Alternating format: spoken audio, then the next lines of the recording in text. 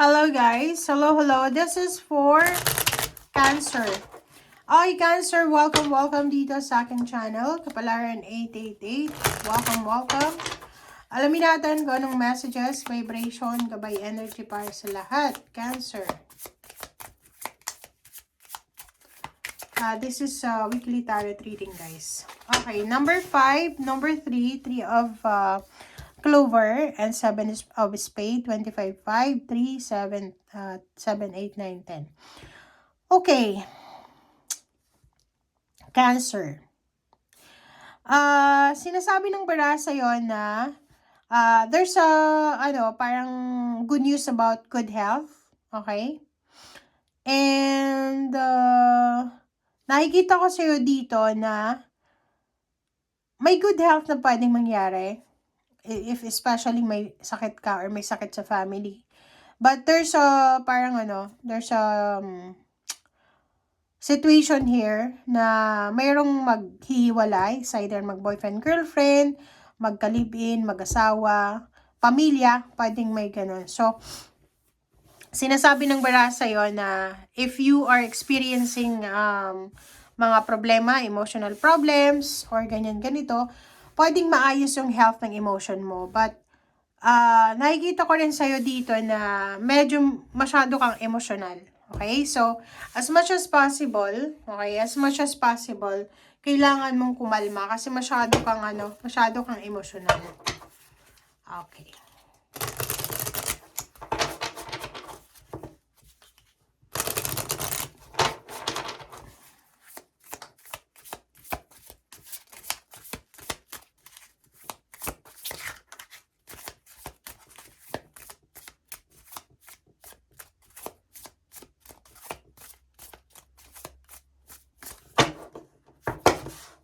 Okay, forgive yourself and others. Nakakaloka ka, Cancer. Forgiveness heals. Sa linggong ito daw yung kailangan mong bigyan ng focus. Okay? Nakikita ko may mga situation. Hiwalay ka ba or kakahiwalay nyo lang or plano nyo maghiwalay? Parang ganun. Relationship sa spouse, sa ka-live-in, sa boyfriend, girlfriend, sa family, magulang, kapatid. Dito sinasabi sa'yo, Cancer, na kailangan mong patawarin ng sarili mo and yung ibang tao. Okay? I-let go mo na daw yung mga old story. Alisin mo na yung guilt and blame. Dito sinasabi na everyone is doing the best they can. Okay? Including you. So, sinasabi ng barahan na simulan mo ngayong linggo yung healing process by surrendering all the judgment and hurt. Okay? Your health and happiness will thank you. So, yun. Parang sinasabi ng baraha dito na nakadepende daw yun sa'yo. So, depende yun sa'yo, Cancer. Yung health and happiness mo daw is nakadepende sa pagpapatawad. So, parang common sense lang naman yan eh. Kasi pag masyado tayong maraming mga binibitbit na bagahe, diba? Like, for example, ang dami mong dalang bagahe. So, pag yung both hands mo, marami ka ng bitbit, wala ka ng bibit-bitin pa or wala nang chance na pag may nag-offer sa'yo ng gift, hindi mo na mahawakan yun kasi wala ka ng wala ng space. Parang ganon. Diba? So, in order for you to receive good health and happiness, you need to, parang ganon, kickstart yung healing process ngayong buwan na to. Especially this week.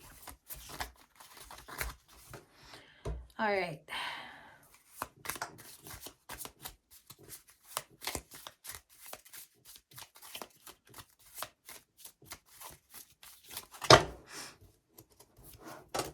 Okay. Six of Swords.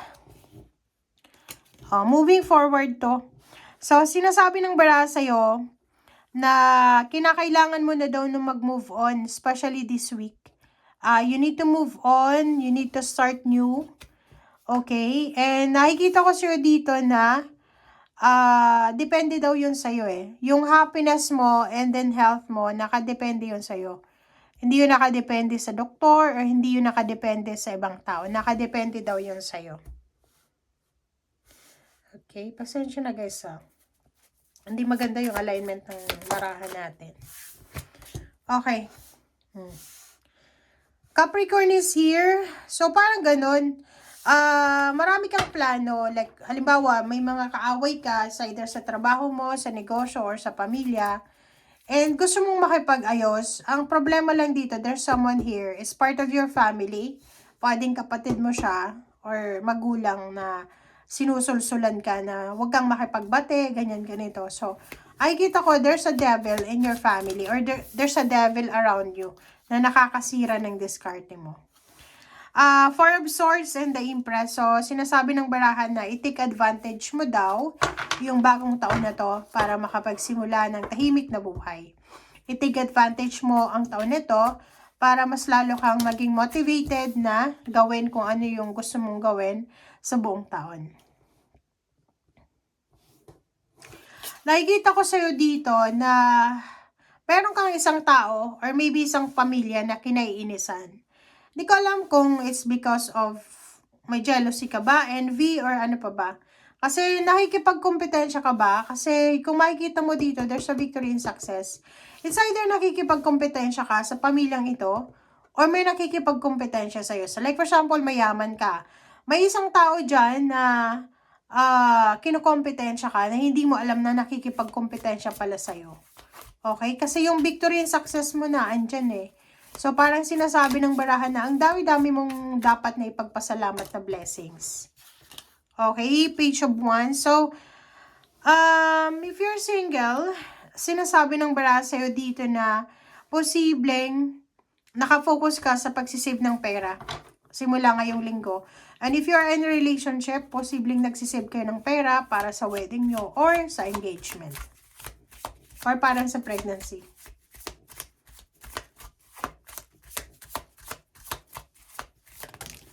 Okay. Ang dami din neto, guys. Okay. Love life.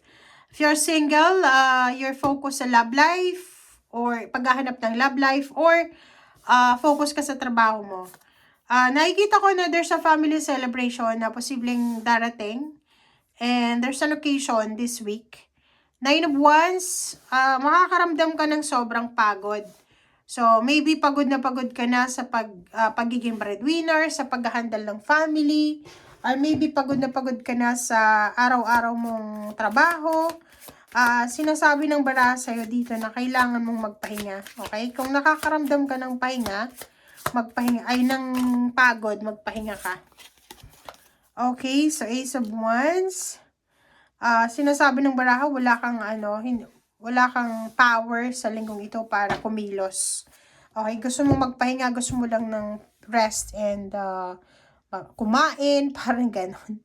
And magbakasyon. Thank you guys for watching and see you again. Bye!